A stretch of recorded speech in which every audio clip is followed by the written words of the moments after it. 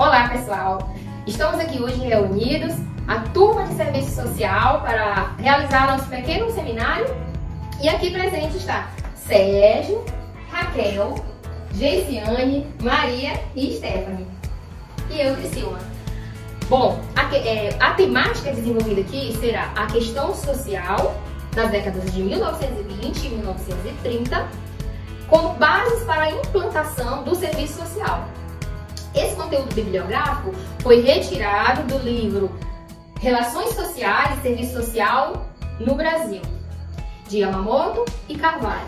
A questão social, ela vem estar atrelada à relação capital versus trabalho.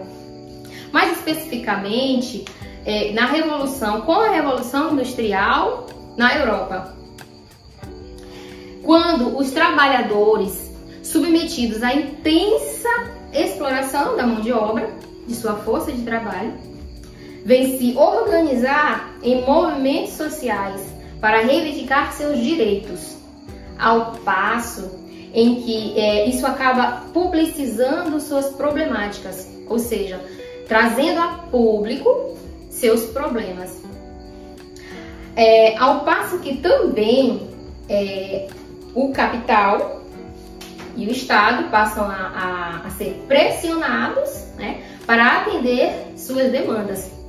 Nesse sentido, é que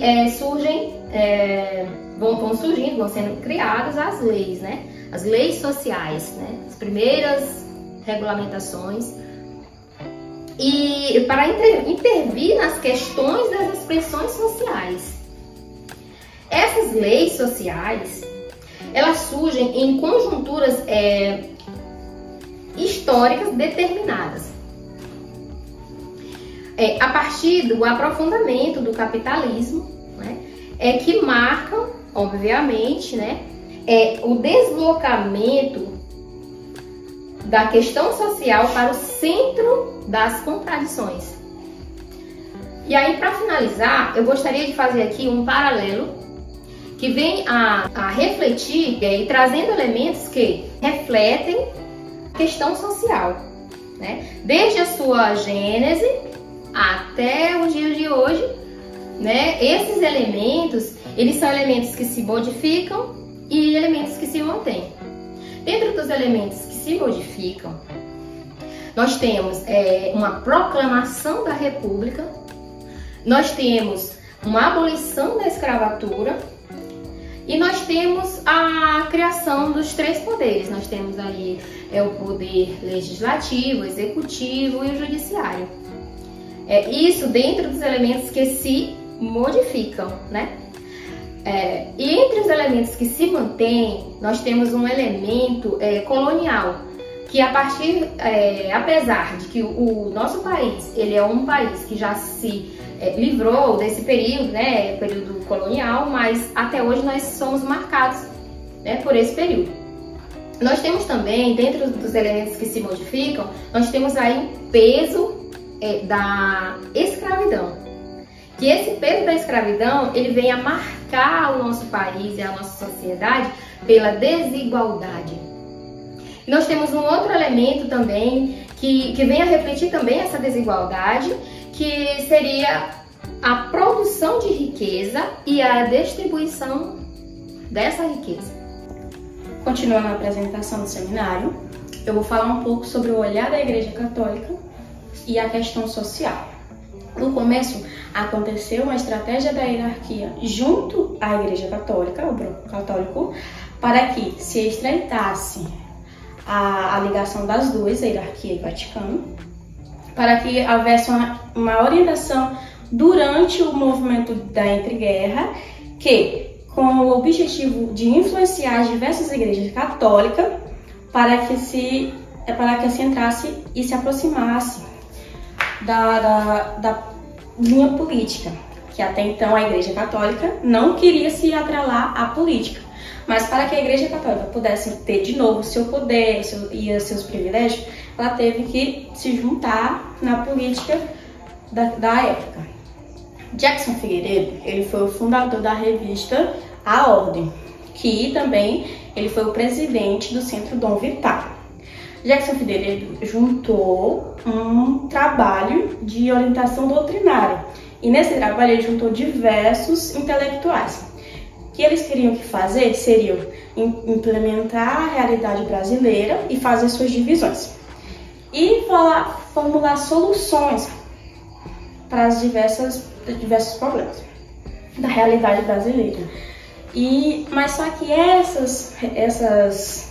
essa doutrinação aconteceu que as soluções que eles acharam eram ortodoxamente antiliberais e antidemocráticas, e que eles defendiam muito forte o regime duro, que a igreja teria uma maior influência no Estado, que era o poder absoluto da época.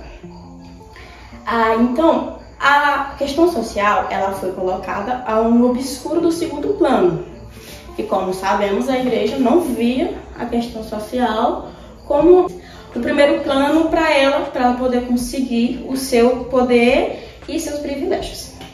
Aconteceu que a questão social não atraía aos olhos da liderança do Vaticano por conta de não ter uma evolução para a igreja, não ter um passo a mais para a igreja para ela entrar nos privilégios. A revista A Ordem que Jackson Figueiredo fez falava pouquíssimo e teve raros momentos do artigo que falavam da questão social em que as pessoas passavam na época.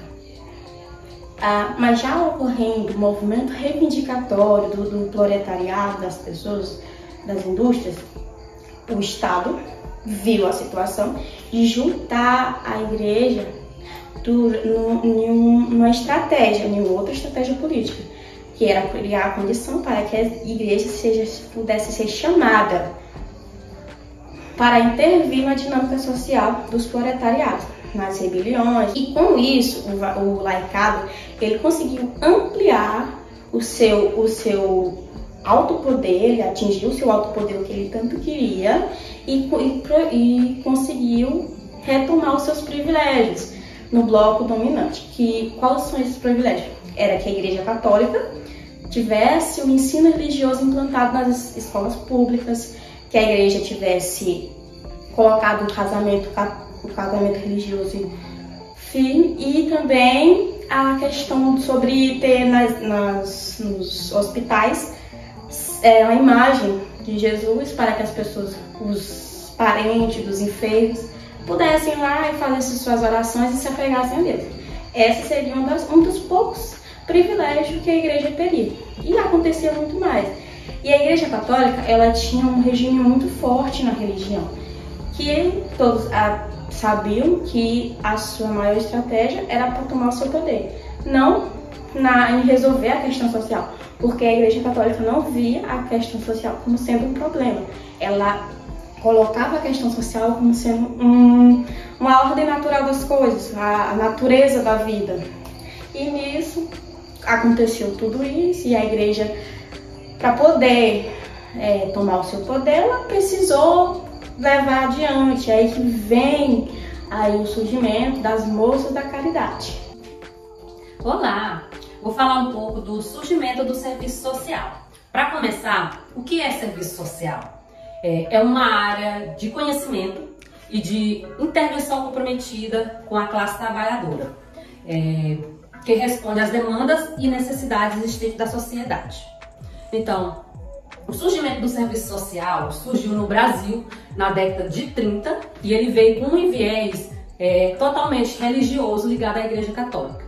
Então, esse tempo foi onde o país passava por uma fase turbulenta, onde a burguesia não estava dando conta das diversas manifestações das classes trabalhadoras que reivindicavam por seus direitos e por melhorias de condições de trabalho e de vida. Então, vendo que isso poderia gerar um caos, vendo que as manifestações poderiam atrapalhar a ordem social, a classe dominante, junto com o Estado, veio a necessidade de conter a classe operária. Com tudo isso, a burguesia e o Estado se juntam para apaziguar, essas manifestações. Então, percebendo que o serviço social já lidava com essa classe que eles queriam alcançar, com esse público, eles já faziam várias ações com esse grupo determinado, então eles resolveram profissionalizar essas pessoas que lidavam com as classes, a fim de apaziguar as manifestações. Então, o serviço social ele surge como resposta dos grupos dominantes, em especial a Igreja Católica. Então, o serviço social ele teve um marco inicial muito grande com a primeira escola de serviço social, que surgiu em 1936 em São Paulo.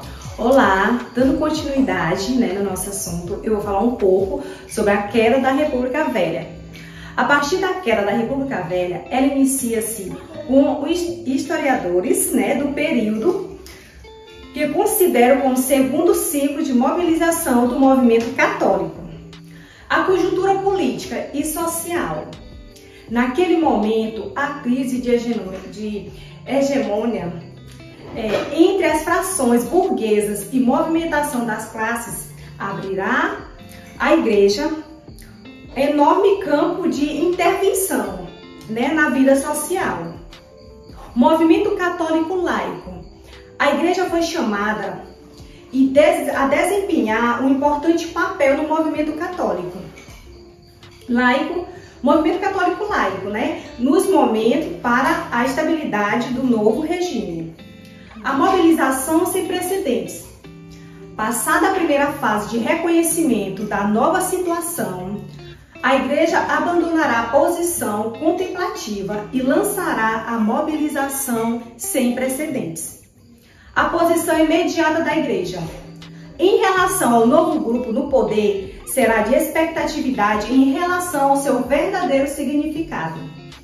A íntima ligação com setores despostos do poder, a fidelidade ao antigo regime e a própria extração de classes da hierarquia. Olá, eu irei falar sobre as primeiras escolas de serviço social no Brasil. Após o fim da Primeira Guerra Mundial, aparece o surgimento das primeiras nações socialistas.